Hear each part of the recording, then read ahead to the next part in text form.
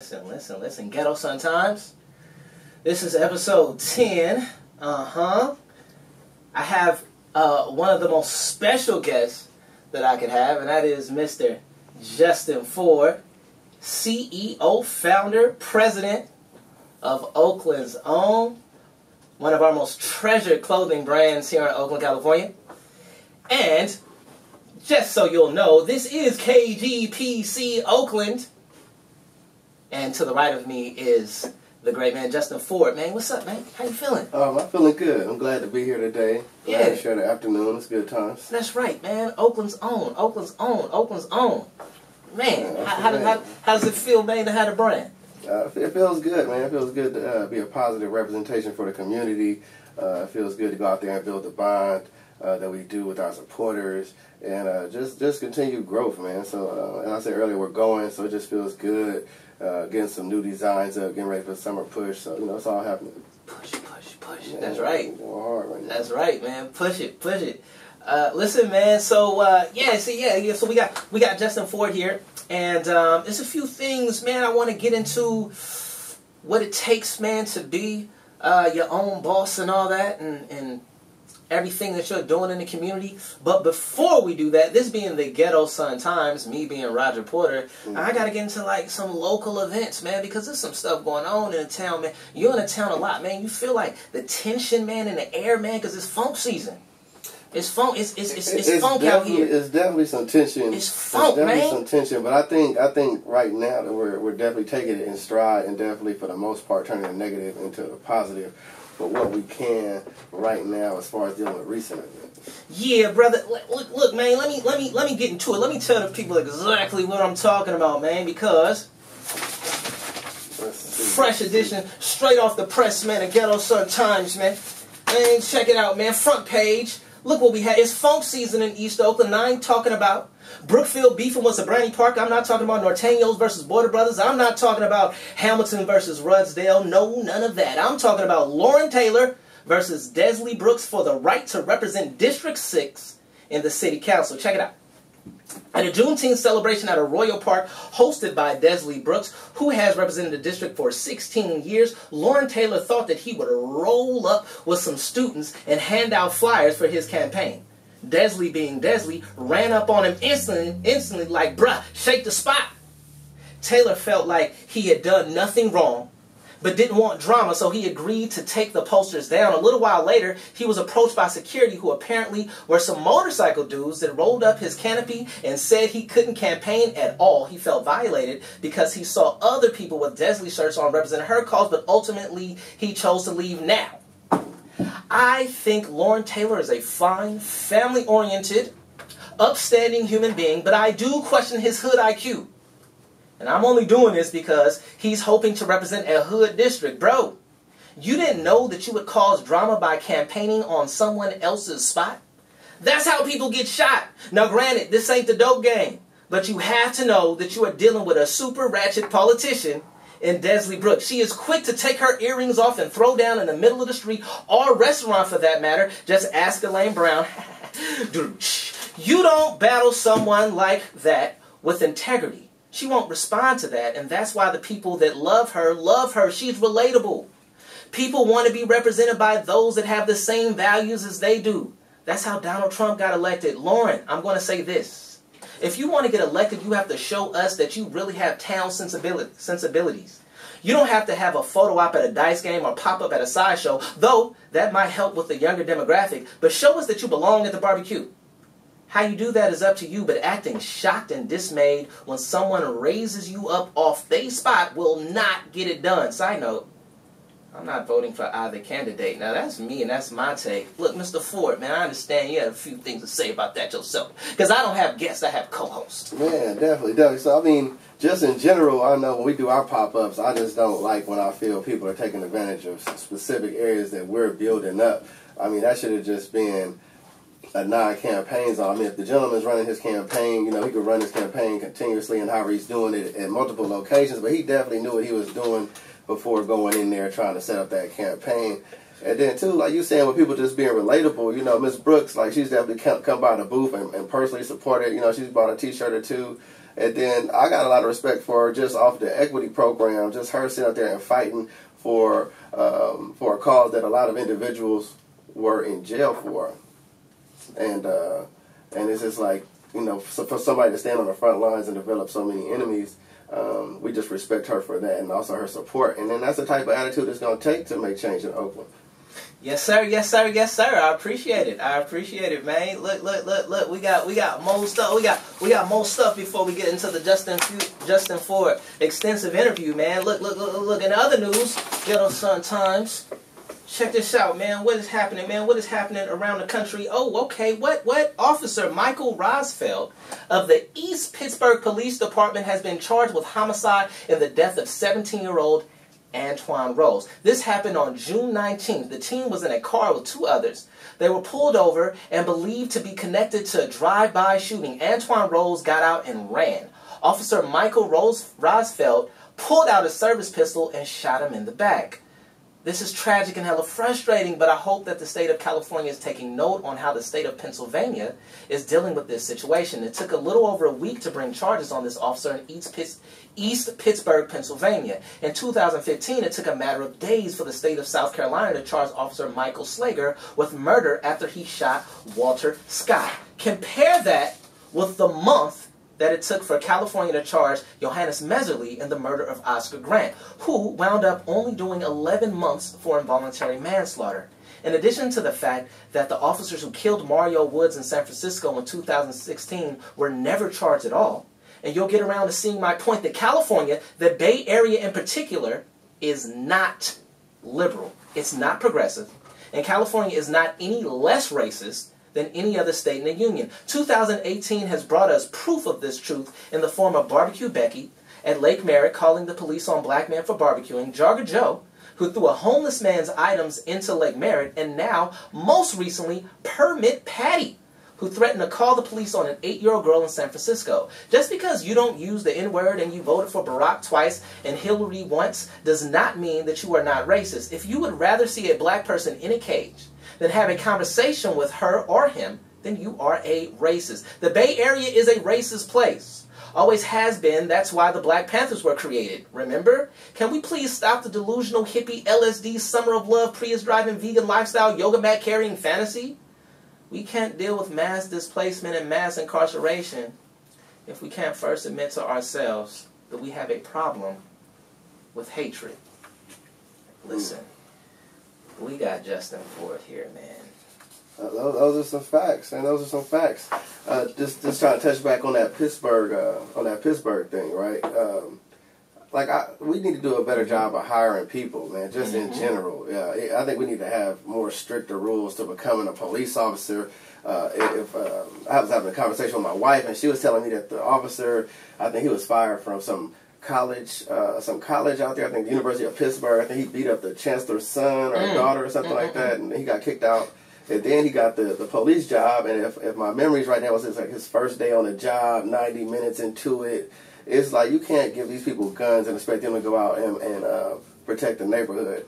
And then I just don't see police chasing people anymore. I mean, we used to see like police chase the bad guys. It's like you don't see high-speed chases. You don't see police on foot running through neighborhoods anymore. It's like if a chase ensues, it's just like shoot, you know. And then like you talking about the Barbecue Beckies and the Permit Patties. What about it? I mean, it's just so. I think we had the burrito guy yesterday. KTVU was sharing somebody eating the burrito on the BART train, and I don't even think it was a person of color. It may or may not have been.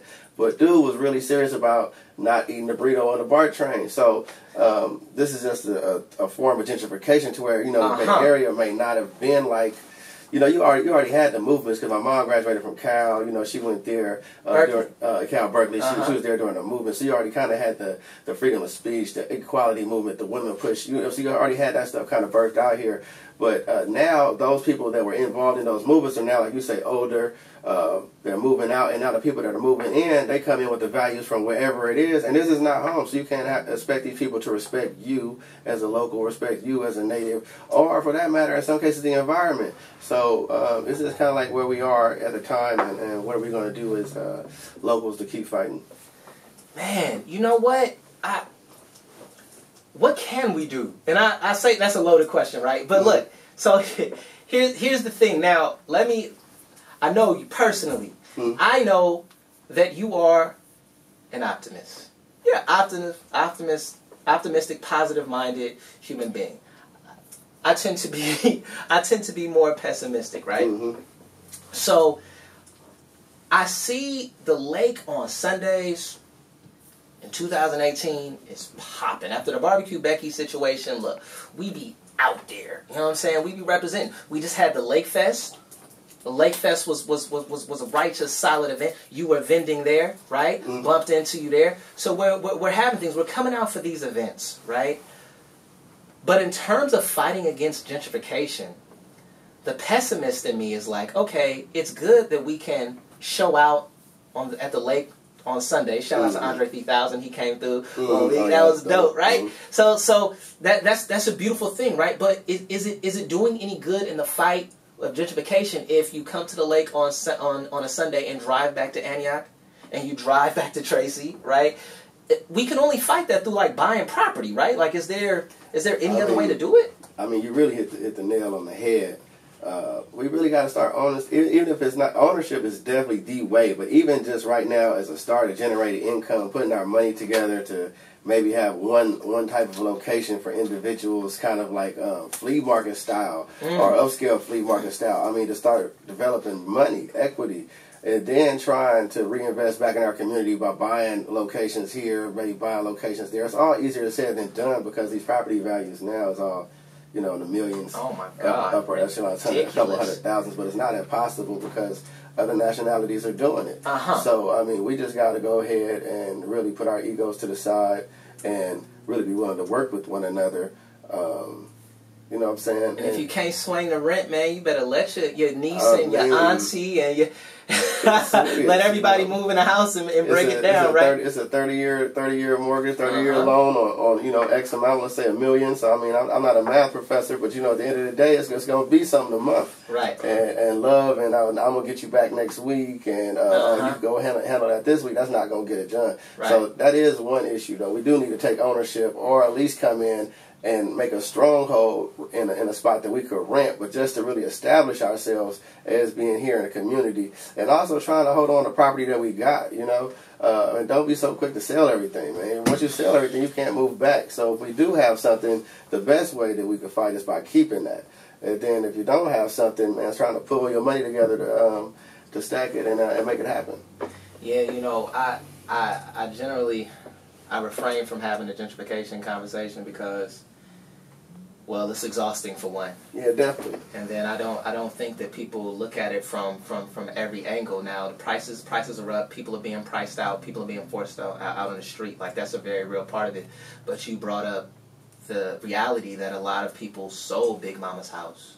You know what I mean? In West Oakland, and that people own those Victorias. I don't want to say a lot. I don't know the statistical breakdown, but I know that it happened because people believe that Oakland, Acorn, the lower bottoms, it was just never going to get better. It was all about get out. Yep. And the times always change, you know what I'm saying? So, I mean, we can't fault people for how the times were then, but the only reason I know, because I bumped my head, against the wall doing knucklehead stuff, and then I had to be forced to take real estate classes at Chabot. But, just learning that really just opened up my eyes to like, wow, this is kind of like what's going on. So if you got some free time, man, I mean, for a little bit of money, go take a real estate class. That's a start right there. And kind of find out what goes on with the buying and selling of property. I mean, you don't have to be a mortgage broker and out here selling condos and everything else, but just to, in general, know for yourself and your friends, while also getting some credits. That's some advice I would send to people. Okay, for sure.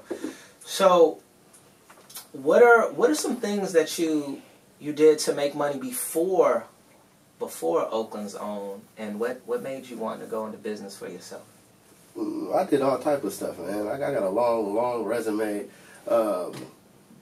Just like what I was doing, like immediately prior to doing this, just some of the things that you.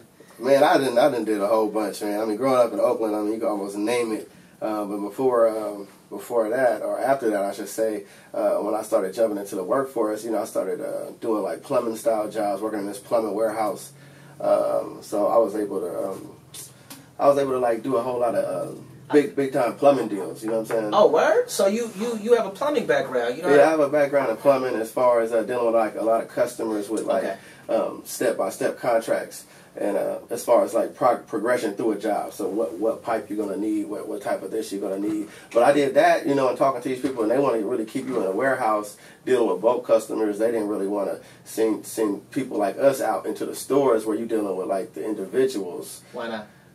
I think it mainly had to do with like color of the skin, and I think that was one of the reasons why I was eventually let go, even though I was one of the better performing people in there. Like they even set up like a little class, like to like judge people on what they was retaining from like a teacher they brought in there, because they wanted you to know the product, you know. And I was hitting all the grades, and I was, you know, doing all I was supposed to do, but they were sending people that didn't look like me and less qualified people out to these branches, which was like the face of the company. And then that was a whole nother spiel. But after that ended, you know, I took a little time off, and then I ended up going to go work at this glass mold and pottery spot right there behind Home Depot and 24 Hour Fitness over there on High Street. If I could just, after they were kind of playing you at that job, like what were some of the emotions that you were feeling? They let you go, even though you were one of the higher performing people there. Like how did that impact your emotional state? Because I know it's a lot of people, a lot of young folk out there that might experience that, and it'd be extremely traumatizing. They may give up, right? But what was it in you? Like how, you know what I mean? Like how did that impact you personally? Well, it definitely impacted me personally, because then I felt that I needed to have a chip on my shoulder or come to work with the attitude, because I felt that it was a ceiling. But not even that. I mean, when you bring these type of things to your employers' attention, I mean, that they kind of don't necessarily they may not say they don't want to hear it to your face, but I mean, employers don't want to deal with these issues, you know. And then, long story short, when I finally let me go, I had to go like through the EODC like to try to get my unemployment, because they were trying like to freeze the unemployment, you know, trying to falsify statements about what I did on the last day. So it just got like all kind of crazy. But at the end of the day, I got my unemployment, and then I had to just keep going on. And really, you just got to stay positive, man, because that also falls into why I started the brand.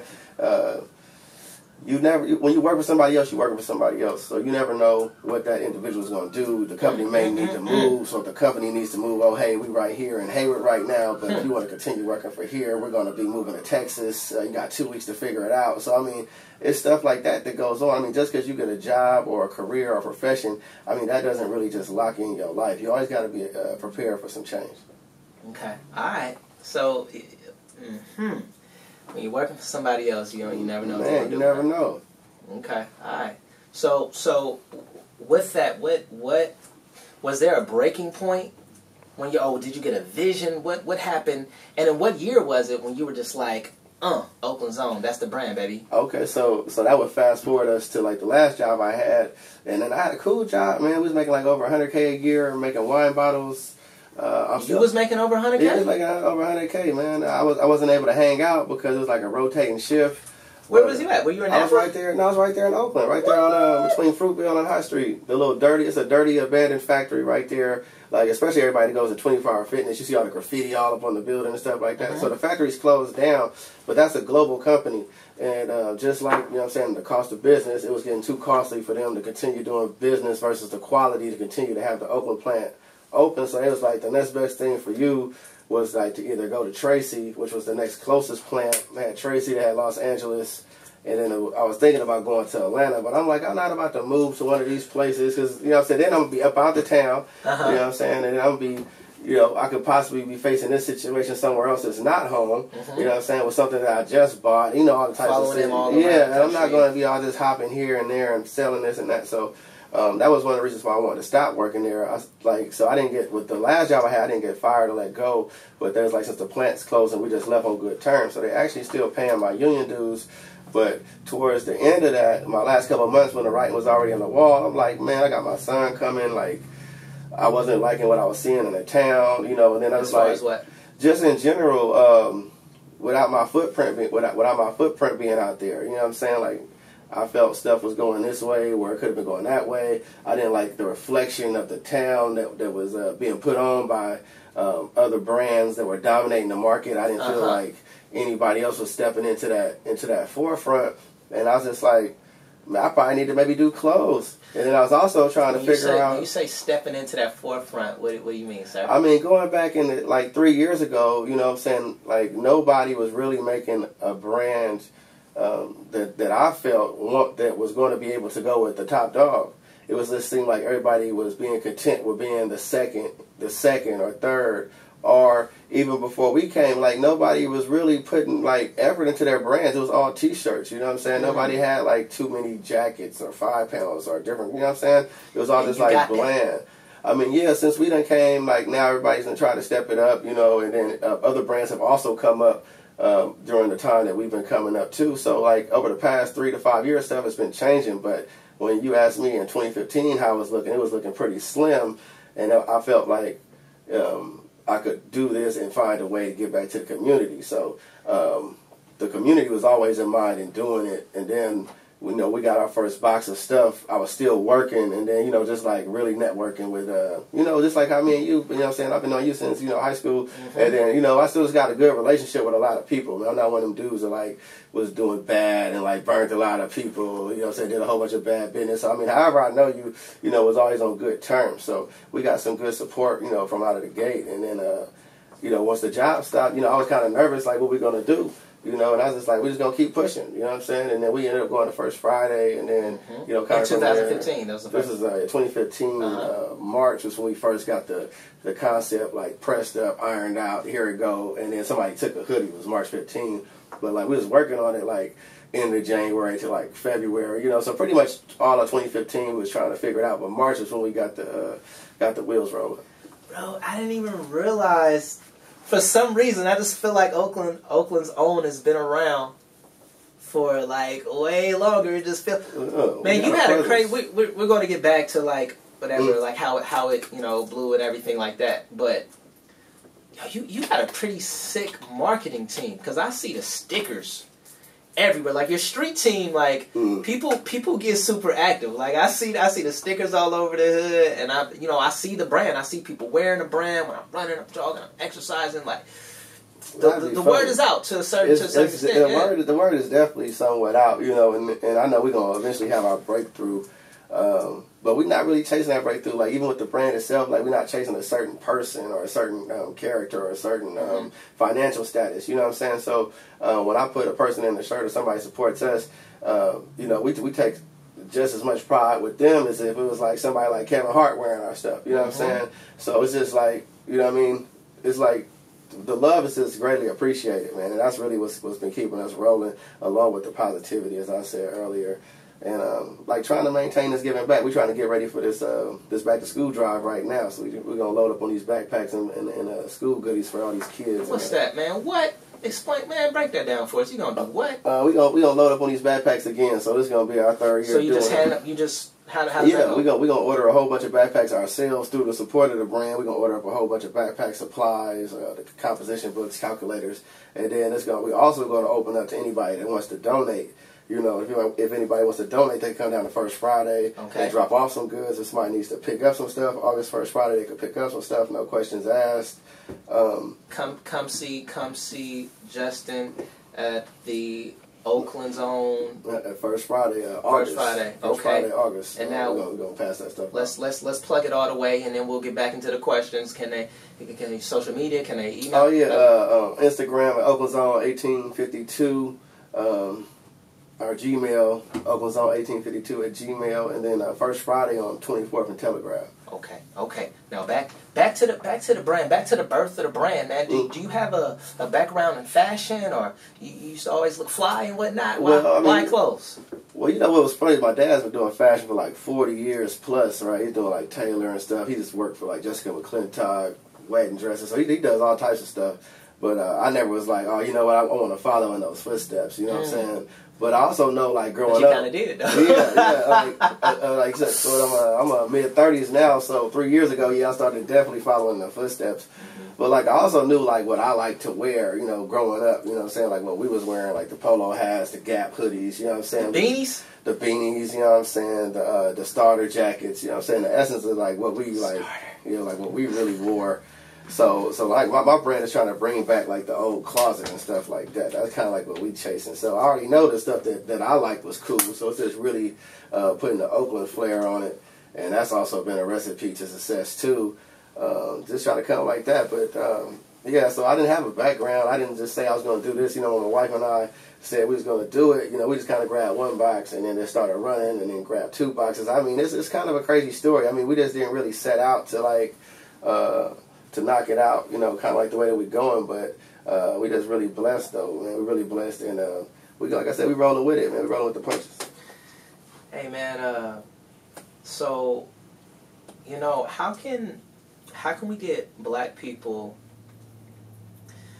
to support black-owned businesses consistently? Now, before I say that, I know you Oakland's own is for everyone. Let me put that out there. Like, no. I mean, for real. Like, I've seen like all kind of people supporting the brand. Like, I don't mean this in like a kind of exclusive like kind of way or anything like that, right? Yeah. But oftentimes, I do think that other communities support their businesses, and for sure. African Americans don't do that as much. And I want to put myself on the spot, because I'll buy like, you know, an Oakland's own shirt. I'll buy like one shirt, like, oh, okay, yeah, I gave back, right? And then I'll spend like way more money at Macy's, right? I'll go to the Oaktown Cafe down there in Durant Square, right? I'll buy Jay out there. He got the salads, man. I'm saying, you know what I'm saying? I might go buy a sandwich or something like once a month, like, I gave back, right? But then I'll spend $50, $60, you know what I'm saying, the Red Olive Garden, whatever, I spend all this money. But so what I mean is, like, how do we put the bulk of our money towards supporting one another instead of either not at all or just some change here and there? That's a good question. See, at the end of the day, I just really think that we shouldn't have to like set a value of what we spend, you know. You know, because when you go to Walmart, you buy necessities, right? And then like, you don't really have those options too much. You know, I think Walmart, people just really go because of ease and convenience, right? But let's say if people really just considered the Berkeley Flea Market on Sundays, like maybe I could possibly go get some toilet paper, or I could possibly go get some soap, you know what I'm saying? Or if Berkeley Flea Market vendors started carrying more like granola options. I know usually there's like the granola ladies or, you know, stuff like that. So, I mean, with people really promoting another consistent option, you know, with Walmart, in a lot of cases, you're dealing with like a 24-hour establishment. Just in general, talking about big business versus small business. So, like, if you can like really get the marketing, promotion, and the consistent vendors there to provide the services that people go to Walmart for at a location, like for example, the Berkeley Flea Market, that I can just think of off my head. That's a way to start changing people's thinking and how they spend their bread. Like to promote it, you mean? Like if it was more of a consistent, like say for example, if we could, I'm just using the Berkeley Flea Market, that's the only place I can think of, but like say for example, if we could use the Berkeley Flea Market 3 times a week instead of just, just on Sunday. And then, you know, and then like too, like even like how you saying like people are taking back the lake, I mean, yeah, you kind of do need some permits to like technically do something, right? But if it's not technically an event, I mean, you don't really need any permits, you know, you're just kind of out there hanging. But I mean, even if people got used to vendors being out there every Sunday, we know that the toilet paper lady's going to be there. So I'm going to go here and get my toilet paper instead. You know what I'm saying? So people are trained over time to spend their money how they do. As far as how can we support each other more specifically, like, because one of the things that I feel with our brand too is like I'm definitely a black-owned brand for sure, but like you say, I shouldn't almost even have to promote that because people see us, you know, when they come up there. But I also feel like what you said, like a lot of people, especially our people, view us as not being black enough. You know, it's been some festivals where we've applied and not gotten like a response back. You know, that are heavy festivals. You know, leaning towards us, and then some people in positions. My brother, we gotta unpack this. I don't want to drag. I mean, listen. You don't have to say no one's name, but what does that mean as it pertains to you? Because, like you say, I think we serve a large demographic. You know what I'm saying? And also, like, I think that's why a lot of brands in Oakland fail or don't have the success that they have, because people are really trying to cater really hard to. We're going to really look after the melanin and the solidarity, or the Spanish brands being really heavy in the Spanish community, or even with the Asian brands focusing just on, you know, their community. You know what I'm saying? I think one of our greatest things is that we got love for everybody. You know what I'm saying? And then growing up in the town, the diversity is so thick. It's like I just don't want to shun this one group. We might do something special like a RBG T-shirt for us, or like right now the World Cup's going. We did right now we're doing a Kelly red hat for Mexico, right? But I'm saying we'll do some stuff, for people. But like I just don't want to like shun myself. So like when we go to apply to do some of these community events, some people now, or I should say, Dan was looking at us like, oh, they may not be all the way, to come into this and do this. So, I'm having to send multiple emails to get a response, But I will say that event didn't pan out to being one of the events that I look like doing. So I'm kind of glad that we didn't do the event. And now they wanted me to come back for this year. But I don't know if Oakland Zone wants to do that event, we kind of picking and choosing now. Because I'm like, when we do an event, man, we doing promotion. We only do positive events in Oakland, so we don't set up and do no gas station. So I mean, when we doing your event, we promoting your event for like a week. You know what I'm saying? Like First Friday, we going into First Friday, we gonna promote First Friday. Or like that Lake Fest. The Lake Fest got like 2 weeks of promotion out of it. You know what I'm saying? Like, man, if y'all can't tag us or like us, I'm not gonna go ahead and give you 2 weeks of promotion. You know what I'm saying? Like, nah, we're not doing that. Yeah, ain't no one-sided. Nah, and we got a lot of love for everybody, but that's another thing too. With a lot of us, it's supposed to be like a lot of one-sided. A lot of stuff, you know what I'm saying, as far as even with that celebrity aspect, you know what I'm saying, like not just talking about celebrities, but people in the community, who feel that they have a celebrity status or a social media status or, whatever status quo. It's like we got to do so much to be recognized by you. And I'm like, I'd rather go ahead and be recognized by the people, or 200 people with 100 followers than trying to struggle to appease you with your 16K, you know what I'm saying? So that one person could have that control, but I mean, that's just how I'm feeling, and we just got to be able to like really fight for ourselves too. Right on. So how can some of the people, because you said, you kind of alluded to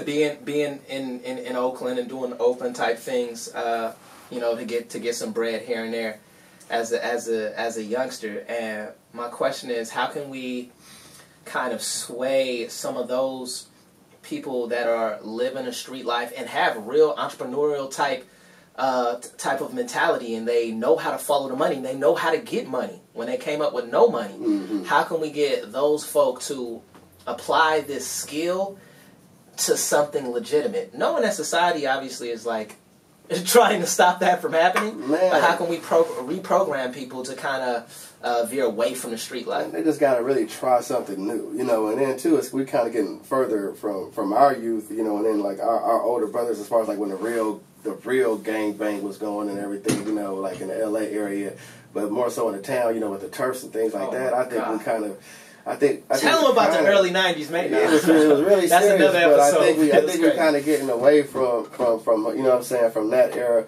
So it's a lot of networking, but at the end of the day, I mean, people gonna have to try something new, man. Because I mean, at the end of the day, I mean, even if you're great at what you're doing, and it may not be the most positive thing that you're doing, that's cool. But you also got to think, like, really, how long is that going to last? You know what I'm saying? You may be doing something out of town. It's all cool. You know what I'm saying? You never know what's going to happen. Something may dry up. You know what I'm saying? So you're going to need something to fall back on, especially with them just talking about, like, 115K is minimum wage out here. In San Francisco. So you can't be moving nothing, you know what I'm saying? And you can't be putting that many women to work, man, to be covering 115. So you're going to need to be trying something new. So, I mean, just explore all talents, you know what I'm saying? All talents are not negative, you know what I'm saying? And then, too, I mean, if you could juggle acts, man, knock yourself out, man. But, I mean, you want to be the most positive person you could be. Okay. Hey, what's the next step for the business? The next step for the business, I'm not sure, man. I mean, the logical next step is the storefront. But it seems like everybody who got the storefront is trying to come out to, like, where we are. So it's like, do I really want that bill? Do I really want to personally take that on? And then be paying people X amount of money to not own a location. So, I mean, the logical step is probably not the next step for us. I think the next step is really just working, giving back to the community. Like I said, we're gearing up for the summertime. Another thing, not to cut you off, but you give like the extra shirts to the homeless, do you not? You were doing that. We do. Point, yeah, right? We do that. We do stuff every once in a while. Like we just did the scholarship. Was the first time we did a scholarship. We're trying to keep it fresh.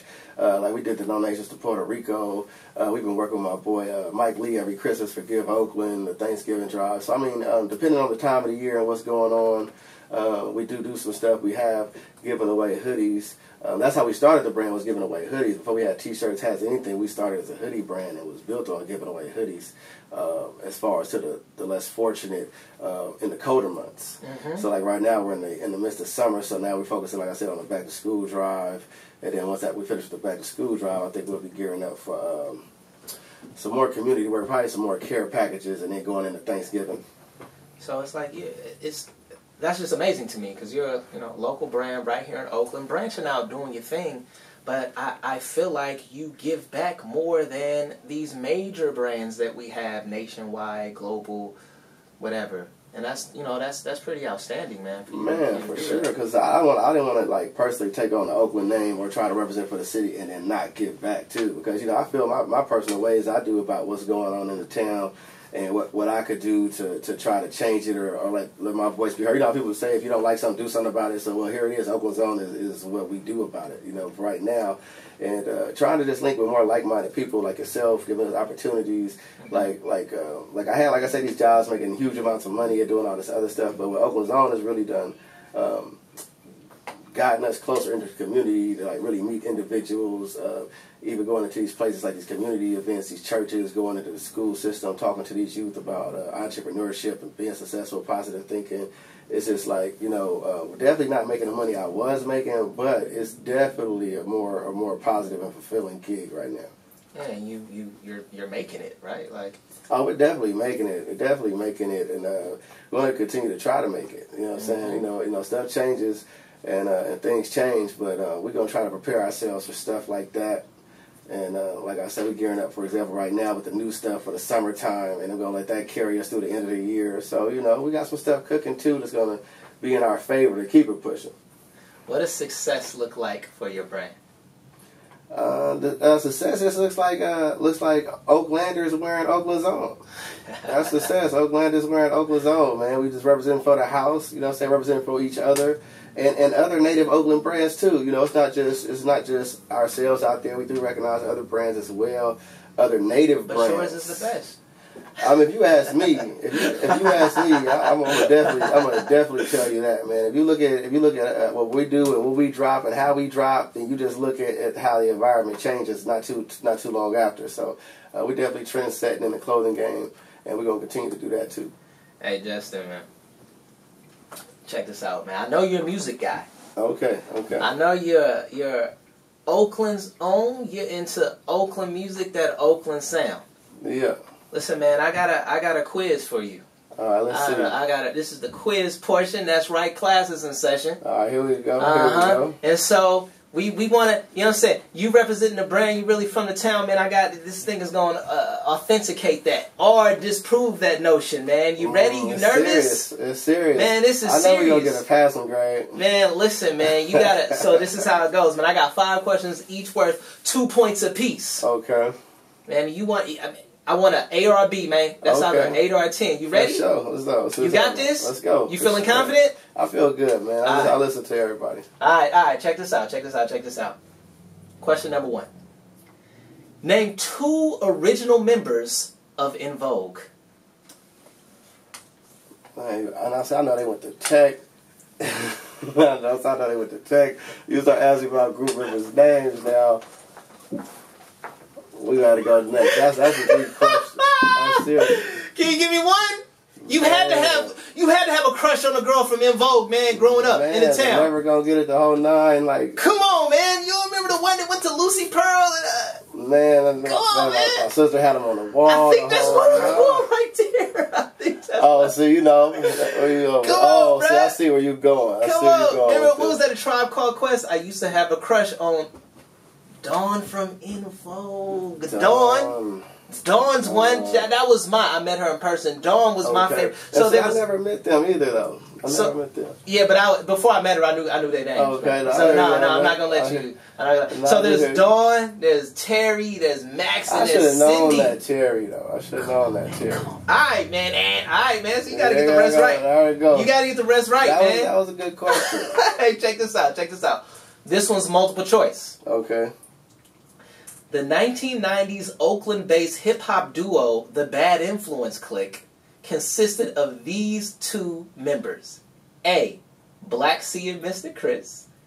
B. G Stack and V White. C. Seagram and Goldie the Mac. D. Rappin' Ron and Ant Diddley Dog. Man. You loaded, man.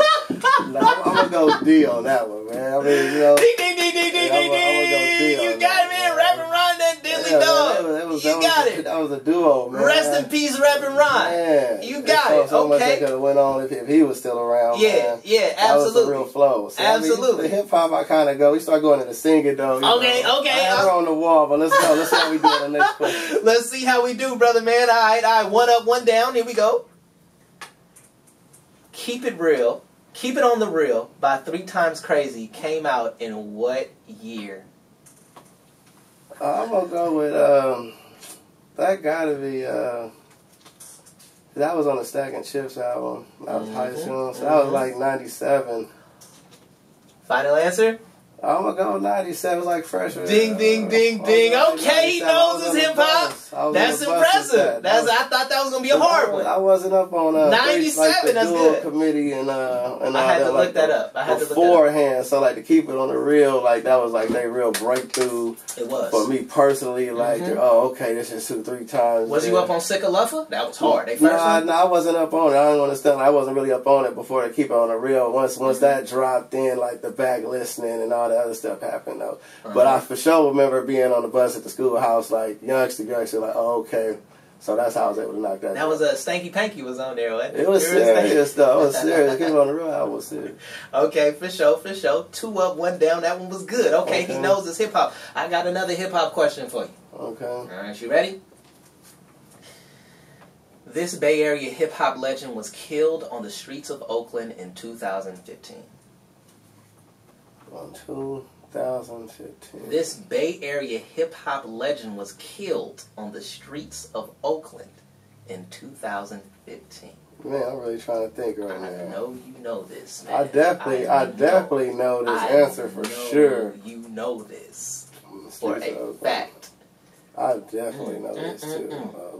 You want a hint? No, I don't want no hint. I'm trying to think. 2015. Okay. I was. I'm trying to think what was going on. 2015. We started up. Like, a Bay Area hip hop. Oh, you talking about the Jack? Of course, I'm talking about the Jack, yeah. man. Okay, we started up right after the Jack. Yes, the Jack. That's family, man. That was February. That was February. Then we started up in March, man. You already know. Respect to the mob, man. PK and the Huss and everybody else, man. You know what I'm saying? What's that? 9-4 and Jack over there. You know what I'm saying? So, yeah, respect to the king, man. Jack looked out for me personally, man, a whole lot, man. Just in general, man, my good friend Pretty Black, man. He had met them through the rap game, and in short, like they really hit it off, started doing a lot of music. But Jackie was just a really good dude, and like if you was just around people, or he had a genuine love for you, you know what I'm saying? He just really expressed that. So he just did a lot of looking out. I mean, when we got the European cars, we started doing that stuff, and I had a Jag. You know, Jack ended up coming and getting a hard top drive leg. So I mean, like, it was some good times. I used to be mobbing at the mini mansion and stuff over there with Pretty Black and stuff. So that was some good times, man. Like I said, he was a real good dude. I never personally did music, but like he ain't treat me no different stuff. So NYP to the Jag. Yeah, I don't know anyone that ever had anything negative to say about the Jack. Oh man, that's a real good dude, man. For real. Like he did like a lot of good stuff, like, you know, for a lot of people too. You know, he had you know what I'm saying, he had his stuff that he did too, but you know what I'm saying, for the most part with me, he was a good dude. You know what I'm saying? Like when he copped his Lex, he came through, my boy Freak Chum. They came through the house to show it to me, you know what I'm saying? But like that was my dude, you feel me? He was a solid dude, man. He looked out for a lot of people. Look, man. Hey, girl. Oh, man, you already know. You talking about him for the whole rest of the Still in the rotation. All right. R.I.P. to the Jack, man. We still miss you. All right, man. Listen, man. The last one. This is number 5. Look, you so far, you 3 up, you 1 down, man. This one is pass or fail. But guess what, man? I got bad news. This is the R&B question, man. Oh man, it's an R&B. I listen to R&B. I know you do, but you know. This one is it's an Oakland R&B thing, man. So you know, say here we go. Name 2 members of Tony. Well, you know, I'm shout out Dwayne Wiggins, man. Matter of fact, we're getting ready to do the Taste of Oakland, July 7th in Jack London Square. So y'all should be there, man. Matter of fact, Tony is gonna be performing up there. And I also want to shout out the bass guy, Elijah Baker. I want to shout him out, man. He showed us a whole lot of love, man. I know he got the Olympic jogger set. And then, you know, you got Raphael Sadiq, right? So, hey, confetti streaming, ding, ding, ding, ding, he passed, solid B. Man, 8 out of 10. Oakland Public School system, man. Oakland Public School They system. teach Tony in class. Well, you know what, though? I went to St. Leo's, though. I went to St. Leo's, and when I was like, we were like 7th, 8th grade, I wanted to say it was Sadiq. I think his son or daughter was going to the school. So he used to pull up in a red convertible drop, you know what I'm saying, at the end of class every day to pick his kid up. So everybody used to always look out there and see the old school car. That used to be the thing at the pickup. So that's how I remembered who that was. Wow, man, that's amazing, man. Do you know the other person in the group? Because I can't front, I didn't know this person. I only knew Dwayne Wiggins and Raphael Sadiq. No, it's like 3 front men and it's like 3 back men. So it's technically 6. Okay. It's technically like 6. All I knew was the 3 people in the front. Well, no, 2. I knew 2 out of the 3 people in the front. That's all I knew. The people that you named, only I looked it up, but like, only people I knew. Like I said, they had like the guitar guy, the bass guy. One's name was Timothy Christian. I didn't Tim know. Christian. Yeah, I didn't. So they got a full group, man. July 7th, Jack London Square. Come on out there, taste of Oakland. I think last year they did it at the Dunsmere House. This year they're gonna do it every first Saturday. In Jack London for the next 3 months. So what's this? July, August, September. But they're gonna kick it off with all 3 of them performing. So come check that out on the ferry line. Okay, for sure, man. We'll definitely be in there vending. We'll stop by the booth at that event. We'll be there vending at that event also. Can people find you online? Like, can find you, but can people order like Oakland Zone? You can order. We had a couple orders to go out today, but you can order Oakland Zone 1852.com. We are going to adjust some numbers on the website and take some back orders off somebody that's been really popular. But you can definitely order Oakland Zone 1852.com. Catch us Sundays at the Jack London Farmers Market, 9 a.m. to 4. First Friday, the Black Cowboy Parade, Art and Soul. Anything that's positive going on in Oakland, man, you can find us there. All right, man. Right on, man. Keep doing your thing. Keep giving back, man, and keep coming up. Man, thank you, man. What was that? I had a memory about you too. One of my memories about you though. Do we have time? We got a quick flashback. I remember we was on the bus. It was almost graduation. We was going to that summer party though, and there was somebody was I don't know who. I think it was Sibo, but somebody jumped on that Sibo Pac beat. Was it the All Eyes on Me beat? It was somebody jumped on the beat though, but you was hot. This is like when a rap artist first went mainstream and started some local dude took somebody beat that didn't belong to him? I think it was Sibo. Sibo took Pac beat. Sibo took Pac beat. I think it was the All Eyes on Me beat. The little man, was I mad about that? It came on. Because I was waiting on Pac. I was waiting on so many battlefields. I think he was like, this ain't Pac. This ain't so. He was definitely a big Pac dude. That would make sense. But I do remember that though. I do remember that moment. Like, he hot this not being Pac though. I think Sibo had remixed it or somebody though. But that was funny though. I wanted to share that. Man, that's kind of blasphemous. Sibo was they hung together. They recorded songs together. Yeah. Come on, bro. But this was like right when artists started jumping on others' beats before, before the beat jacket. I wasn't with it. Yeah. So that was new. So I would say that was a new concept at the time. That was like 2000 or so, right? So that was funny. Alright, man, for sure, man. Well, look, man, I definitely appreciate you coming out, Mr. Ford. Listen, this is the GhettoSun Times, man. This is the finale. That's right, man. Episode 10. And super grateful and super blessed. And that's it. Please support local businesses. Support Oakland's own. Much love. It's a wrap. We go. Peace.